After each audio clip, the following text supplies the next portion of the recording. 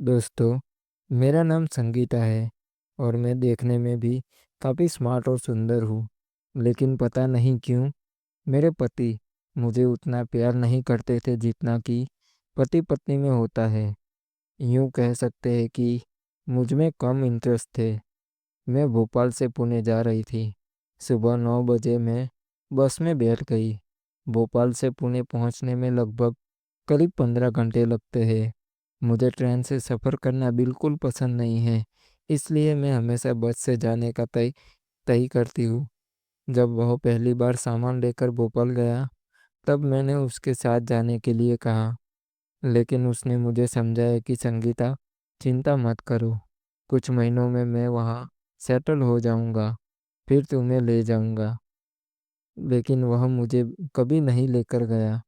मैंने कई बार उसे समझाने की कोशिश की कि मैं यहाँ अकेली नहीं रह सकती।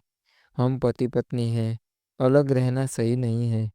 लेकिन वह मेरी बात सुनने को तैयार नहीं था। उसके भोपाल जाने के बाद उसका व्यवहार धीरे धीरे बदलने लगा। शुरू में वह मुझे हफ्ते में 1-2 बार फ़ोन करता था, फिर महीने में 1 बार, और अब तो वह 4-5 महीनों में फ़ोन करने लगा था।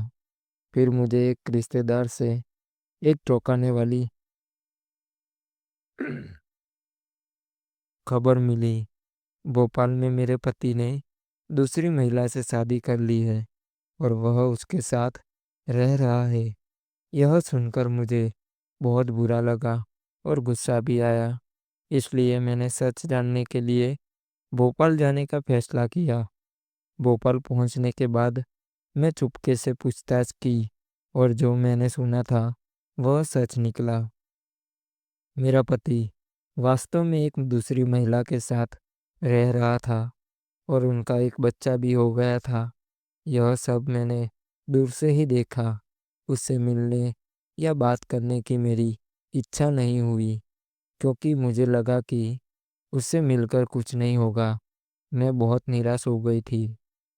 पिछले कुछ वर्षों में मैंने उसके ऊपर कितना भरोसा किया और उसकी यादों में अपना जीवन बिताया था। एक दिन वह मुझे अपने साथ ले जाएगा, इस उम्मीद में मैंने कितने साल बिताए थे। लेकिन उसने मुझे जो धोखा दिया, उसे देखकर मेरे दिल पर बड़ा आग हुआ था। मैं अपनी सीट पर अकेली बैठी हुई थी। मेरी सीट 2 लोगों के लिए थी, लेकिन बस में काफ़ी जगह होने के कारण कुछ सीट खाली थी। अगले स्टेशन पर बस रुकी और कुछ लोग चढ़े। उनमें से एक आदमी मेरे पास आकर बैठ गया। बस में बैठे बैठे काफ़ी समय बीत चुका था और मुझे थकान महसूस होने लगी थी। दोपहर के 3 बज चुके होंगे और मुझे प्यास भी। मैंने अपने बैग से पानी की बोतल निकाली, लेकिन बोतल में पानी तो खत्म हो चुका था। मैं बोतल को वापस रख रही थी, तभी मेरे पास बैठे उस आदमी ने देखा कि मुझे पानी चाहिए, लेकिन मेरी बोतल का पानी खत्म हो गया था। वह बोला, मैडम, आपको पानी चाहिए? मैंने कुछ नहीं कहा, लेकिन उसने अपनी बैग से पानी की बोतल निकालकर मेरे हाथ में दे दी। मैंने थोड़े घूंट पानी पिया और वह बोतल उसे वापस कर दी। मैंने उसे धन्यवाद कहा। अब शाम के करीब 7 बजे हो गए। बस तेजी से आगे। मैंने उससे पूछा, आप कहाँ जा रहे हैं? उसने बताया, मैं पुणे जा रहा हूँ। अच्छा, मैं भी पुणे जा रही हूँ। यह सुनकर उसे थोड़ा आश्चर्य हुआ और उसके चेहरे पर हल्की मुस्कान भी आई। उसने बताया कि वह भोपाल में काम करता है और इंजीनियर। मैंने पूछा, आप कहाँ जा रहे हो? सर्दियों के दिन थे और जैसे जैसे शाम बढ़ रही थी, वातावरण में काफ़ी ठंडी बढ़ रही थी। मैंने अपनी खिड़की की कांच बंद कर दी, लेकिन कुछ यात्रियों ने खिड़कियां खुली रखी थी, जिसकी वजह से ठंड बहुत बढ़ गई थी। बस के अंदर की लाइट भी बंद हो गई थी। मैं ठंड से कांप रही थी। मेरे पास बैठे आदमी ने अपनी बैग से एक शॉल निकालकर पहन ली थी। मुझे देखकर उसे समझ आ गया होगा कि मुझे ठंड लग रही है, लेकिन उसने कुछ नहीं कहा। मैं खुद पर ही नाराज हो रही थी कि इतने लंबे सफ़र पर जा रही हूँ और शॉल लेना भूल गई। लगभग 11 बजे बस एक ढाबे पर रुकी। मैंने तय किया कि गर्मा गर्म चाय पीकर थोड़ी गर्मी प्राप्त करूंगी। लेकिन चाय लेते वक्त वह आदमी उसने मेरी ओर देखा और मैंने उसके पास जाकर थोड़ा मुस्कुराते हुए पूछा, आप भी चाय लीजिए। उसने कहा ठीक है। तो मैंने उसके लिए भी चाय मंगवाई। हम दोनों ने साथ में चाय पी और थोड़ी बातचीत भी हुई। चाय पीने के बाद फिर से मैं बस में गाड़ी चलने लगी। लेकिन अब रात के 12 बज चुके थे और ठंड और भी बढ़ गई थी। मुझे फिर से पहले की तरह ठंड लगने लगी।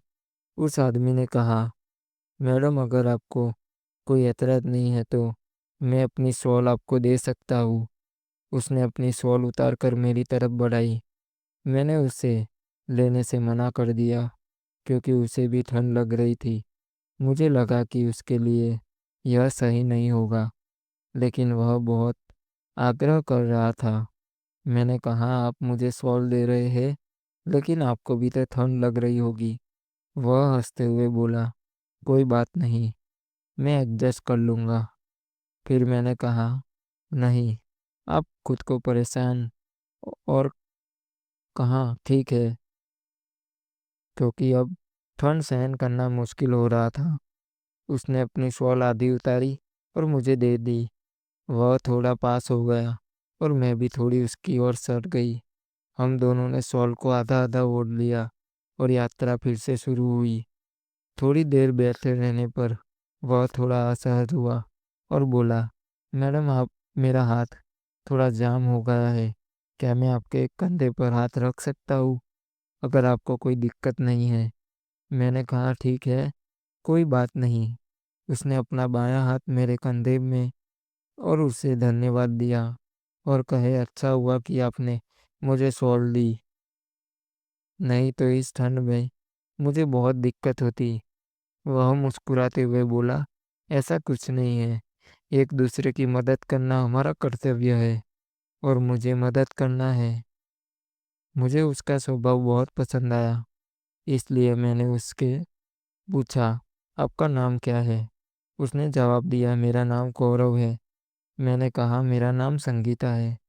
उसने हंसते हुए कहा, अच्छा नाम है।